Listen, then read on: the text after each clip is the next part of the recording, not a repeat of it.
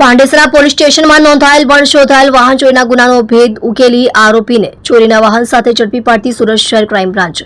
Police commissioner Shri Surat શહેરના દ્વારા સુરત શહેર વિસ્તારમાં બનતા વાહન ચોરીના ગુનાઓ પર અંકુશ લાવવા તેમજ વણશોધાયેલ ગુનાઓ શોધી કાઢવા સારું સૂચના આપવામાં આવેલ હોય જે અનુસંધાને અધિક પોલીસ કમિશનર ક્રાઇમ સુરત શહેર તથા નાયબ police commissioner crime branch Surat શહેરનાઓની સૂચનાના આધારે ડીસીબી પોલીસ સ્ટેશનના પોલીસ ઇન્સ્પેક્ટર શ્રીના માર્ગદર્શન હેઠળ જનરલ સ્ક્વોડના પોલીસ સબ ઇન્સ્પેક્ટર ક્રાઇમ બ્રાન્ચની ટીમના પોલીસ માણસોને મળેલ ચોક્કસ બાતમી હકીકતના આધારે સુરત શહેર અલથાણ ગાંધી કુટીર બ્રિજ પર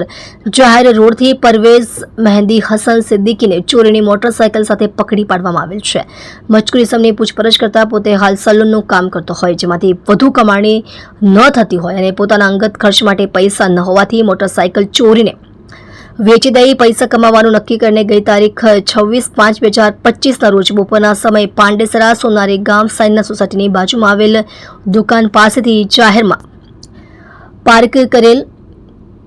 એક સુઝુકી કંપનીની એક્સેસ 125 મોપેડ ગાડી ડુપ્લિકેટ ચાવીની મદદથી ચોરી કરીને વેચાણ અર્થે ફરતો તે દરમિયાન પકડી પાડી આગળની કાર્યવાહી માટે પાંડેસરા પોલીસ સ્ટેશન ખાતે કબજો સોંપવા તજવીજ હાથ ધરેલ છે.